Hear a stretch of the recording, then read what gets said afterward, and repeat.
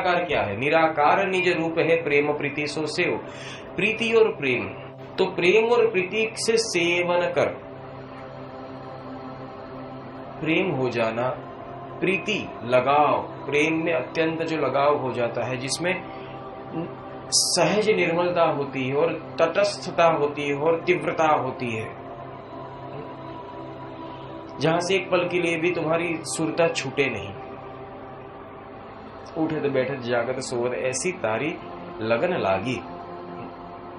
तो ये ऐसी प्रेम और प्रीति से सेव, सेव मतलब सेवन कर, करता ही रहे करता ही रहे करता ही रहे करता रहे, क्योंकि भैया ज्ञान का समुद्र है, पीना कितना है और जाना कितना दूर है। तो निराकार निज रूप है प्रेम प्रीति से सेव, तो एक ऐसा एलिमेंट है जिसे मैंने आपको पहले भी समझा था, रेडिएशन कैसा होता है आपको दिखाई नहीं देता, इस तरह का जो एक एलिमेंट है जो पूरे ब्रह्मांड को पोषण दे रहा है। पूरे ब्रह्मांड को पोषण देने के साथ साथ वो खुद का भी पोषण कर रहा है, वो हर एक तत्वों का पोषण कर रहा है, हर एक तत्वों का संचार कर रहा है। वो तत्व जो है वो कुछ और है। जैसे मैं बताऊं कि आपके स्किन के ऊपर यहां अगर घाव लग जाता है, दूसरे दिन वहां घाव पे रूज आनी शुरू हो जाती है, ये वहां कौन कंस्ट्रक्शन कर रहा है? आकार तो नहीं दिखाई देता, but someone is going to govern this portion and going to heal this portion. वो कौन? आपके बाल उगते हैं धीरे धीरे धीरे, कौन इसका प्रोडक्शन कर रहा है? आपकी हाइट बढ़ी, कौन इसका प्रोडक्शन कर रहा है? एक दिन में दाढ़ी बढ़ जाती है, कौन इसका प्रोडक्शन करता है? आपके खून है, हर रोज खून बनता है, कौन इसका प्रोडक्शन करता है? तुम्हारे शरीर के ऊपर ध्यान दो, तुम सोचो ये सब प्रोडक्शन होते हुए भी कुछ भी दिखाई नहीं देता है, तुम उसको महसूस नहीं कर सकते। जो तुम्हें प्रोड्यूस करता है, वो जो तुम्हारे अंदर जो प्रोडक्शन करता है उसको महसूस नहीं कर सकते। जैसे ध्यान और शब्द विद्या में मैंने ये भी सीखा है कि तुम वहां की चेतनाओं के ऊपर भी काबू प्राप्त कर सकते हो, वहां की चेतनाओं के ऊपर भी काबू प्राप्त कर सकते हो। यहां तक कि जो अंग आपके शिथिल है, इसमें कुछ ऑर्गन होते हैं सेल्फ,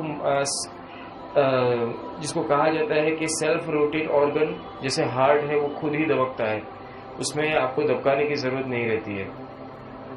आपकी जो पलकें अपने आप झपकती है, वो आपको उसको झपकाने की जरूरत नहीं रहती, वो 2 in 1 है, आप भी कर सकते हो वो भी कर सकते हो, वो उसके ऊपर द्विमुखी शासन पद्धति है। जीभ है ऐसे कहा जाए कि वो भी द्विमुखी शासन पद्धति कह सकते हैं, भी जब बोलने पे आती है तो किसी को छोड़ती नहीं, ऐसी तलवार है।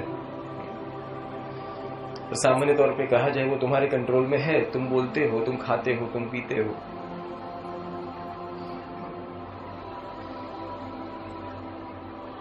ये ऑर्गन है और दूसरे ऑर्गन वो है जिसके ऊपर तुम्हारा कंट्रोल नहीं है, पर साइंस में कुछ लोगों ने ऐसा भी प्रभुत्व प्राप्त किया कि उसके ऊपर कंट्रोल आ गया है।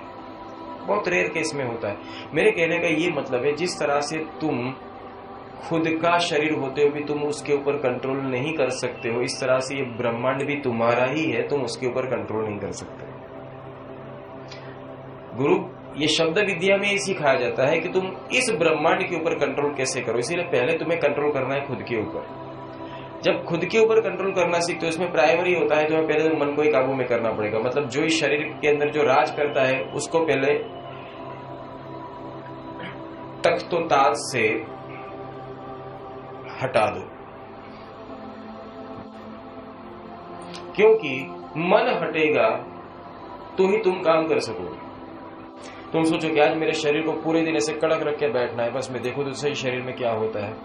तुम कोई विद्या करना चाहते हो या तो तुम सोचते हो कि आज मैं सुषुम्ना नाड़ी के ऊपर ध्यान रखना चाहता हूँ। सुषुम्ना नाड़ी वो है कि दिन के अंदर 24 घंटे में एक बार खुलती है।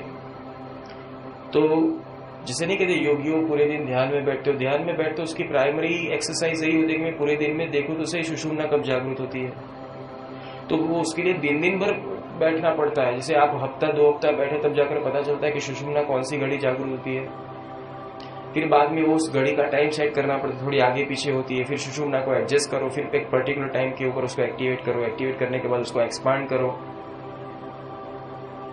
इस तरह से आपको आगे जाना पड़ता है। ये तो घर है साहब का, खाला का घर नहीं। अब ये तो हो गया, सुषुम्ना की तो पता चल गई, पर सुषुम्ना में जाकर अब आगे कहाँ जाओ? कोई एलिमेंट तो मिलना चाहिए। उस एलिमेंट के बारे में परमात्मा ने बहुत सुंदर, हर एक धर्म ग्रंथों में, हर एक वेदों में, शास्त्रों में, पुराण में बहुत पेट भर भर के गाया है। शब्द के बारे में बहुत गाया है। आपने पढ़ा नहीं है, आपको लगता है शब्द का पंथ नया है, नया नहीं है, तो बरसों से है। नया वो है कि शब्द सब कोई कहे, पर हमारे पास जो शब्द है और हमारे पास जो ज्ञान है वो कहीं नहीं है। ये एडवांस है।